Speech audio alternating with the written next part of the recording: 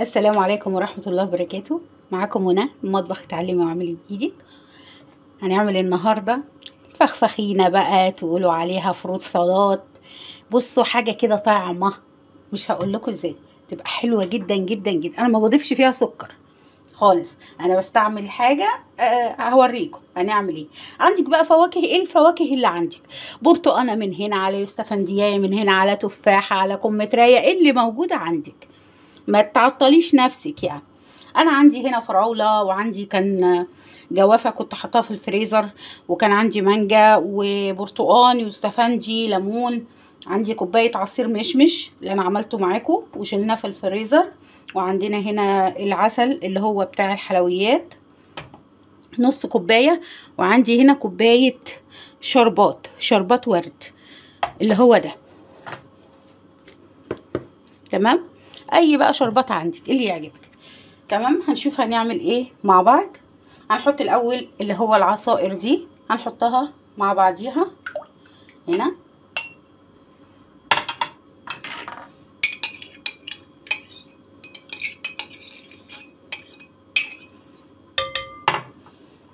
والشربات برضو،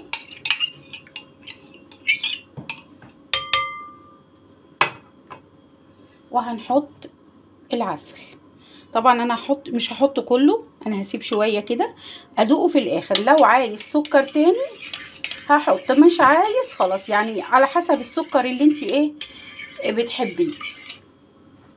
تمام، هنبدأ مع بعض ونشوف هنعمل ايه. هنبدأ مع بعض. هناخد اول حاجة اللي هو اليوسفندي ده. طبعا مش ده البلدي بتاعنا، ده اللي هو اليوسفندي اللي هو تعرفلوش مخلط ولا ايه. وبنقشره كده. طبعا اليوسفندي سهل في التقشير. وبنقسمها كده عشان لو في، لا دي مش عجباني مش هحطها اصلا. اهي شوفي ده. وبنشيله بقى، تشيلي القشره كده سهله يعني.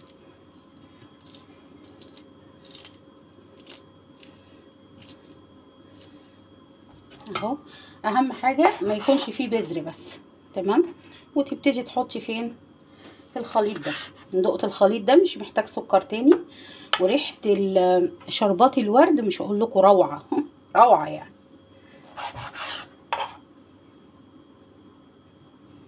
لو في بذره خرجيها. تمام، وبنحط اهو البذر هنا بظاهر.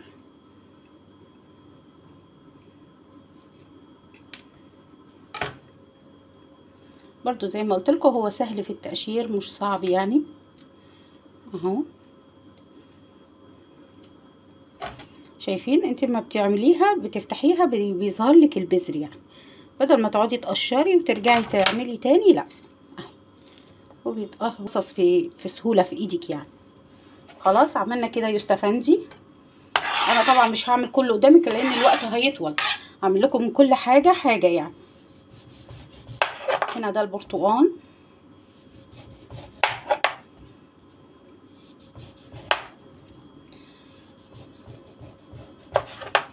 بتشيلي اللي هي الطبقه البيضه. ليه بقى؟ الطبقه البيضه دي ما بتقعد شويه بتمرر، فعشان لو سبتيه مثلا يوم ولا اتنين ولا حاجه ما يمررش معاكي، ويبقى طعمه حلو يعني، يفضل طعمه حلو زي ما هو.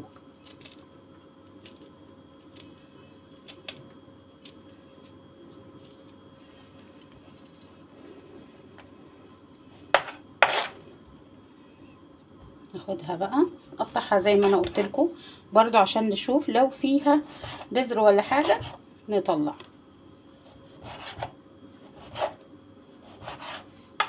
وتشيلي وتحطي.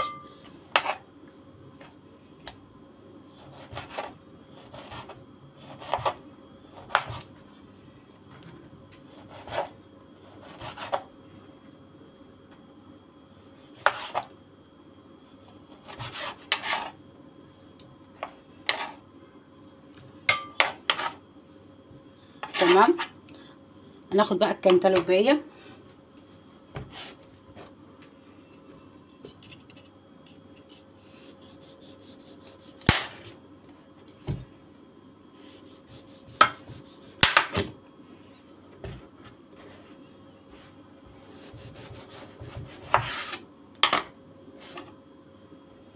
انا جايبه طبق جنبي عشان احط فيه الحاجه اللي ملهاش لازمه، عشان ما اوسخش الدنيا حواليا.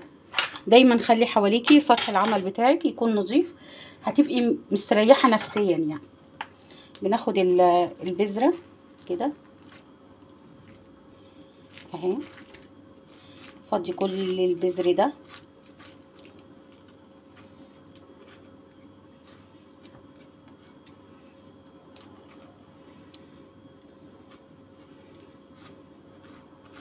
اهم حاجه ما تخليش فيه بذره خالص.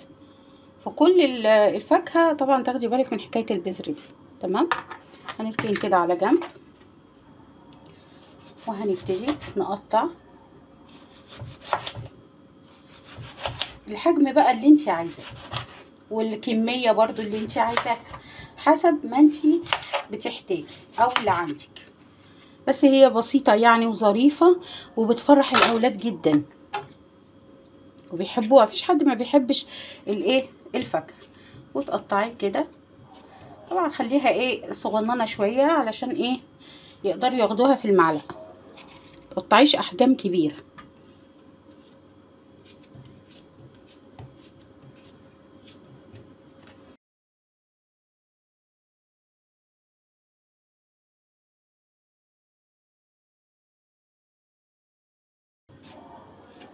طيب دي برضو هكملها بعدين.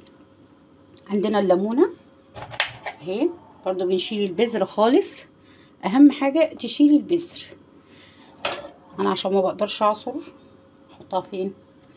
في العصاره. بتديها مزازه وبتحافظ على الايه الخضار الفاكهه اللي موجوده هنا. بقيه الليمونه. طيب هنجيب بعد كده ايه؟ انا عندي مانجا اهي، برضو كنت مفرزاها وعملت الفيديو وحضراتكم شفتوه اهي. شايفين زي القمر، مفيهاش اي حاجه. ونحط برضو هنا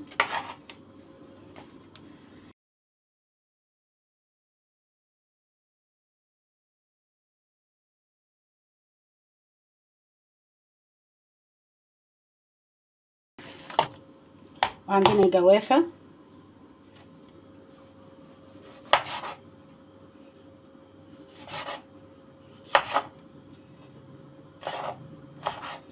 شوفوا الجوافه دي كانت في الفريزر والله، انا بخرجها على طول من الفريزر وبعملها عصير في الخلاط. بصوا بيضه زي ما هي والله، بقالها كتير.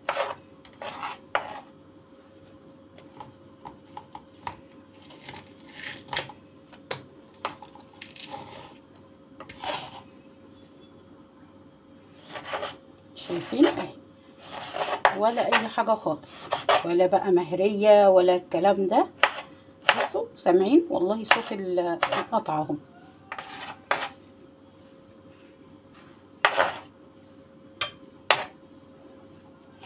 عندنا بقى الفراوله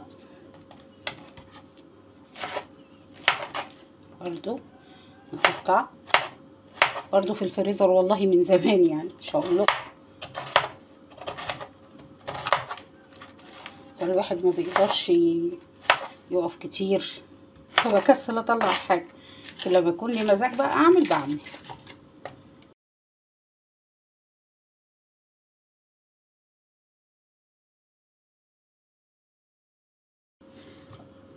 انا حطيت كده الفراوله اهي. اخلص بقى بقيه الفاكهه وارجع لكم تاني، يعني هقطع بقيه اللي فاضل من ده كله وارجع لكم تاني عشان الفيديو ما يطولش عليكم. تمام، هنا انا قطعت كل الفاكهه اللي انا حابه ان انا احطها اهو. هنقلبها بقى كده وكده، تبقى هي خلاص جاهزه. تمام، انا بحب اعمل لها تيست بقى تاني عالي شويه، بتبقى اجمل واجمل. بصوا شايفين ده تقيل ازاي، مش خفيف يعني، شايفينه ده بقى مش هقول لكم. تعالوا بقى روحوا كلوه في فندق ولا في كافيه بره ولا اي حاجه، تدفعوا لكم بال200 جنيه ولا حاجه. هو الموضوع كله ممكن يكلفك 50 جنيه. تمام، هنشوف هنعمل ايه مع بعض. عندنا هنا معلقه سكر بودره، شايفين الكوبايه عامله ازاي، مشبره ازاي. ميه ساقعه كانت محطوطه في الفريزر، نص كوبايه. ونص كوبايه كريم شانتيه اللي هو الخام. لو هتستعملي اللي في الاكياس يبقى ما تحطيش سكر، تمام. ونبتدي نضربهم مع بعض، نضيفهم كده بس شويه مع بعض، تمام.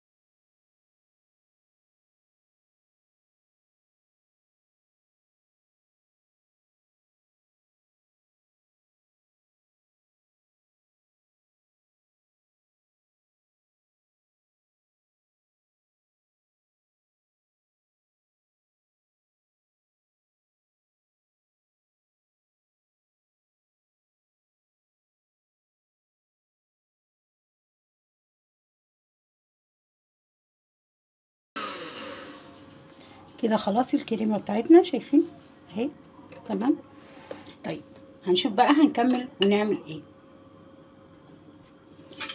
هنا هناخد الكريمه ونحطها في كيس، عندك ممكن كيس تلاجة، لو ما عندكيش كيس الحلواني في كيس تلاجة، عشان بس ما نقعدش ايه نوسخ نفسينا ويتبعتر مننا كده، تمام.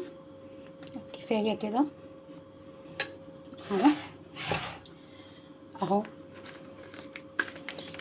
هنشوف بقى هنعمل ايه مع بعض، هنجيب واوريكم ازاي نغرف. طبعا دي الكوبايه المتعارف عليها عند بتوع العصير يعني والكافيهات وكده، تمام اهي. طيب انا هعمل بقى الاول هنا اللي احنا بناكله فيه في البيت يعني، وبعدين اوريكم ازاي نعملها هناك برضو عند بتاع العصير. اول حاجه قبل اي حاجه انا نسيت احط ماء الزهر. اللي ما عندوش مش مشكله، اللي ما بيحبوش خلاص، بس هو بيدي طعم مش هقول لكم وريحه بقى. حطي معلقتين كبار، انا بجيب النوع ده عشان ما فيهوش مواد حافظه، تمام. الريحه بقى مش هقول لكم يعني بصراحه يعني تجنن. هنبدا مع بعض ونشوف هنعمل ايه.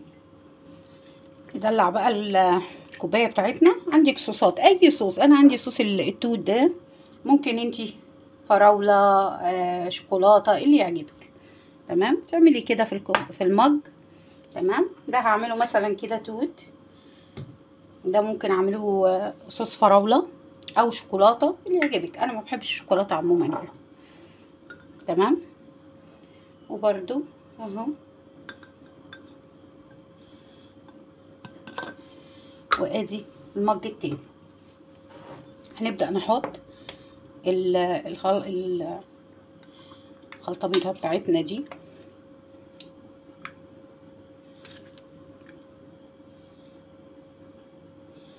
تمام. واختها التانية،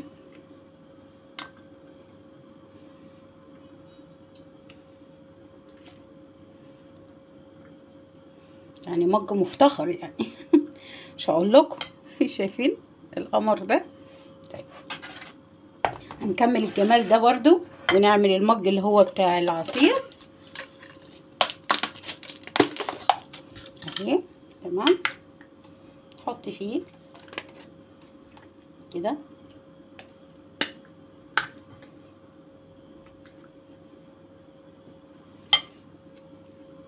هنكمل بقى ونشوف هنكمل الجمال ده ازاي.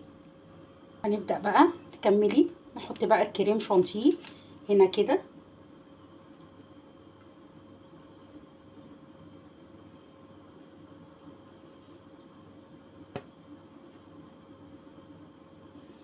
ممكن تحطيها داير،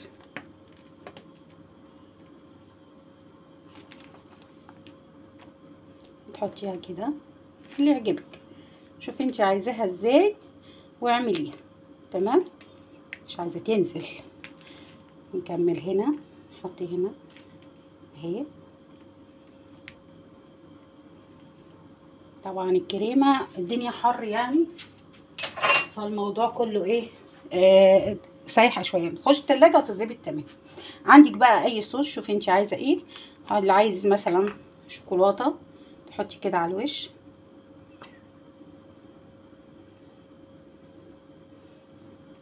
تمام، انا بحب صوص الفراوله يعني مش هقول لكم.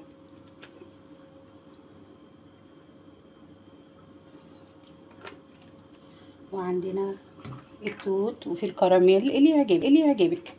دي حاجه بقى ايه، فاهمه؟ دي حاجه ترجع للايه، ليكوا انتوا. تمام، نخلص وهوريكم بقى الشكل النهائي. ده الشكل النهائي على العموم، بس انا لسه هحط حاجات يعني فيه برضو ونشوف هيبقى شكله ازاي. وادي الفروت سلطات او الفخفخينه، شايفين؟ شايفين القمر ده زي القمر. بصوا رايكم، لو عجبتكم فيديوهاتي متنسوش تعملوا لي سبسكرايب وتفعلوا الجرس وتعملوا شير. انا منى ودي قناتي مطبخ اتعلمي واعملي بايدك.